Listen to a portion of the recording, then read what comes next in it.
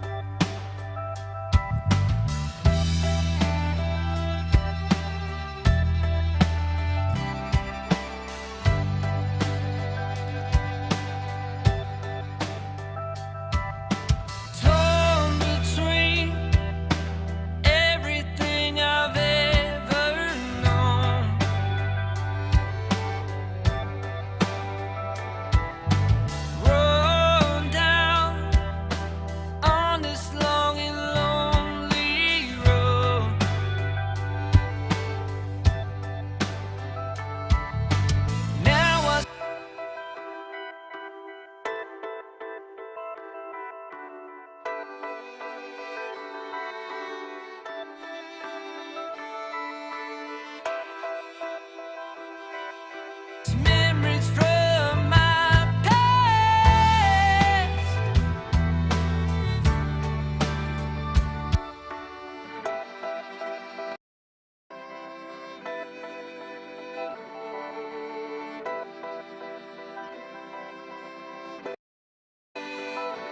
When your love came to find me, rescued free by your saving grace,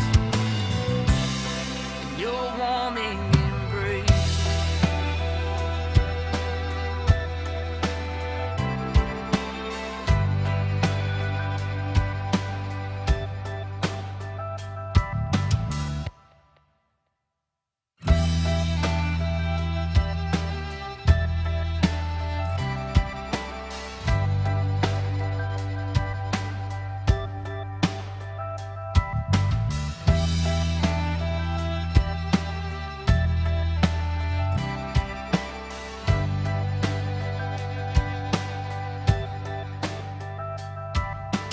Torn between everything I've ever known,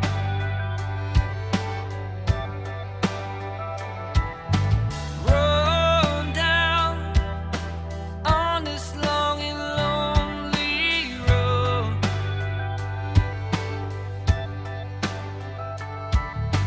Now I see where I stand in.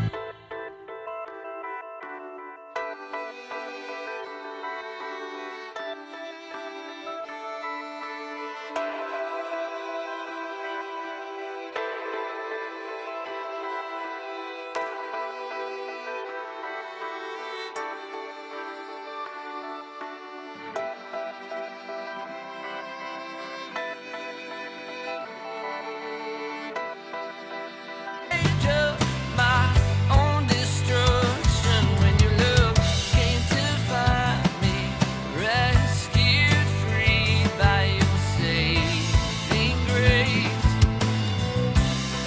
your warming embrace. Okay, so let's take a look. So mainly on these strings and keys parts, the heavy lifting is really here on this extra bus that I have here, which is usually how I route things. You can see I usually have these default groups that I go to. Excuse me. I actually have a video on that.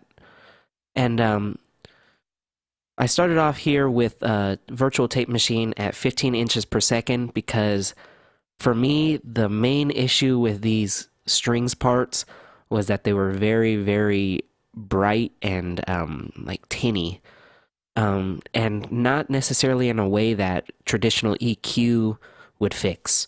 I even thought about putting a de-esser on these, but to me, the tape did a pretty good job of that. And since I'm using 15 inches per second, I didn't want a bass boost that you would usually get from that, so I took the bass alignment down. And another thing is I experimented here with the wow and flutter, just to give it a little bit of like modulation. It sounds really nice on like keys and strings. So from there, I drove everything pretty hard actually here with this tube mic pre, just to make it sound a little warmer and give it a little bit of grit. You could hear in when I put it in solo that you could hear like some actual distortion on that keys part, but in the mix you can't really hear it too much. But it's just enough to make it stand out. So sometimes distortion is very good. It's one of those things where in solo you're like, oh man, that's distorted, doesn't sound good. But in the mix, it makes it cut through and it makes it sound nice. Um, as far as console emulation, I use the Trident because I really like the imaging of the Trident console. And that's really what I wanted these strings part especially to be, is just fill out that stereo image and really have some nice width and depth. From there, I use the custom EQ, just using a little bit of high pass filter, cutting out some muddiness here at 400, which you see me do all the time. And I kind of experimented here with the high mids to see what frequency I wanted to cut out, and for me it was 2K. Left a little bit more room for the vocal that way. 4K made it sound a little less ice picky, but 2K is like an octave below that, so it still kind of controls that a little bit, but also makes room for the vocal. And something you'll notice on a lot of these parts, like I said, the high end was kind of a problem for me for these string parts. So I use the Air EQ, which is really great about kind of like boosting and cutting at like a similar frequency. And yeah, so I just added in some high end here with the high shelf, and then used a high cut filter just at 6 dB per octave. And this is a new plugin to me, so it took a little bit of experimenting, but it really sounds nice. And it's really great for something like this where your high end is too brittle, but you don't want to get rid of the clarity. So that's a really nice plugin. And then I just added some weight back in here with the FG Gray, 2-to-1 ratio, medium attack, medium release, not using the high pass filter, just getting like 3 dB of compression, and then using 2 dB of makeup gain there. So that's it for the inserts. Now I also used what's becoming my favorite reverb here, the Verb Suites Classic, and I just used a preset on here called Lush Orchestra, and yeah, to me it just fit pretty well. I don't think I changed anything in the preset. All I did was just dial it back, and I did my usual EQing to the return channel, rolling out the low end and the top end. So you've seen me do that 1,000 times if you watch my videos. So moving on, take a look at the synth part. So basically, as far as EQ, pretty similar. Cut out some 4K to get rid of that ice pickiness. Got rid of some 400 for the kind of boxiness. Made some room for the bass because there was actually a lot of low end in this synth part, as well as the other keys parts. So rolled off 120. Was still too bright for my liking, so I rolled off up to all the way to 12.5K on the high end there with the low pass filter. Added some grit here with the tube mic pre, and then just some compression here. I use Circuit 2 because it's kind of smoother. 3-to-1 ratio, medium attack, fast release.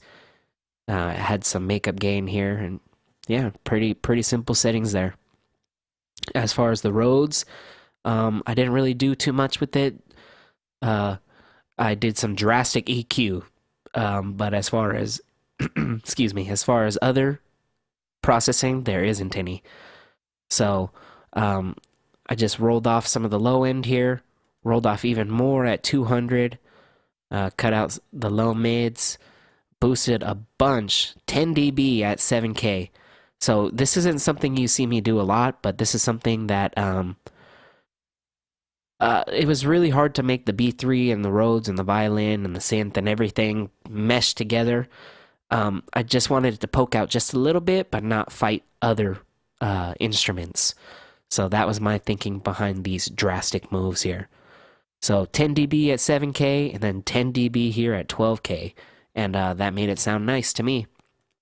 As far as the B3, I'm adding quite a bit of drive here with the 1073 mic pre.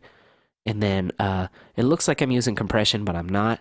If you see, the attack is all the way down, which means that the compression is actually turned off, and I'm using the 1176 as a distortion box. And this is something I do a lot. And I did this because I wanted a different kind of distortion from the other ones. It's also why I used a different kind of mic pre. And then as far as EQ, just rolling off 80 hertz. So real simple. This violin intro 1 is kind of like a lead part. So you'll see that I just warmed it up with the mic pre again, which you'll see I did on pretty much everything. And then as far as EQ, I rolled off all the way up to 500 hertz because it didn't need that in there. And then used the air EQ for the same reason that I used it on the bus. Okay, and as far as these other violin parts, they're all processed the same. So yeah, it's actually the same as the lead violin part there. So just adding some body and some grit here with the tube mic pre, which this is just a really great plugin. I didn't really think that I was going to use preamp plugins that much. This came with my my virtual microphone system, but I just use it all the time now. And actually, I even use the tube mics all the time, even if I didn't record it with the VMS, because I found that it'll add some nice stuff there. So yeah, moving on. Once again, rolled off pretty much all the bottom end because you don't need that for these parts. And then just tamed the high end while retaining the clarity. So as you can see, just some real simple moves here. As far as panning, I pretty much just in the intro parts had it closer to the center, and then as it moves on, pans out more. And yeah, real simple things there. Just had to bring it way down, if you see, because there's so many violin parts, and violin really cuts through because it's such a mid-range, upper mid-range, and high-end instrument, and we could hear those frequencies really well. So you could see I brought these down quite a bit. If there was something that I was that I would automate, it would probably be these violins here. So as you could see, there's not a lot of processing, but there is a reason behind the madness here.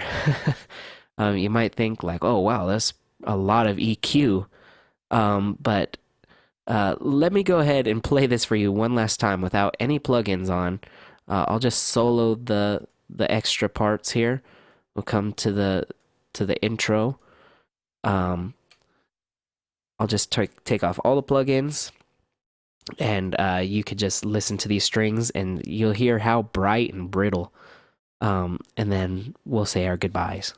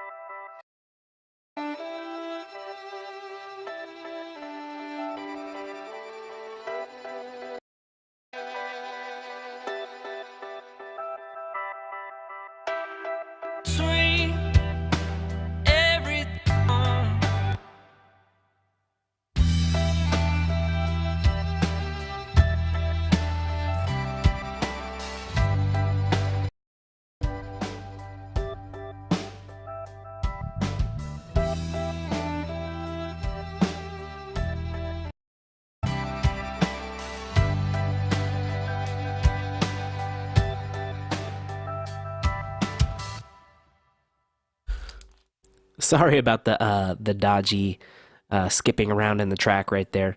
There was a little bit of a slip of the finger on accident. But yeah, in solo, it sounds a little bit more high mid focused with the plugins on, actually.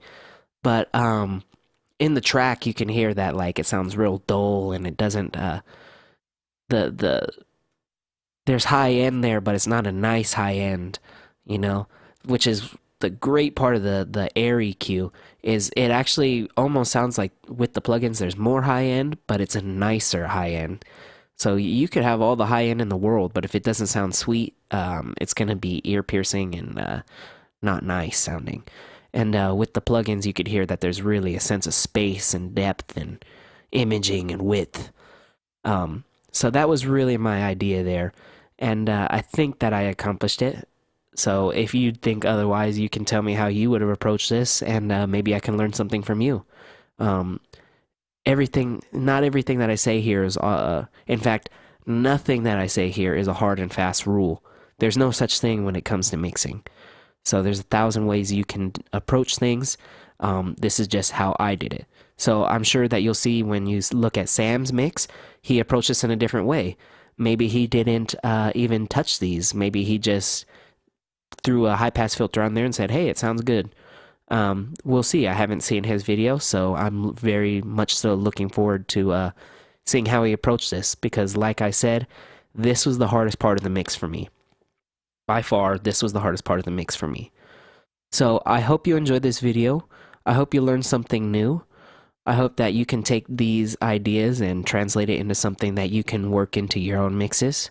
If you did like it, please give it a thumbs up.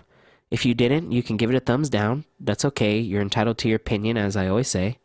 If you really liked it, please subscribe. I would really, really appreciate that. Thank you so very much for watching, and I hope to see you in the next part, which will be vocals. Have a wonderful day, and thank you so very much.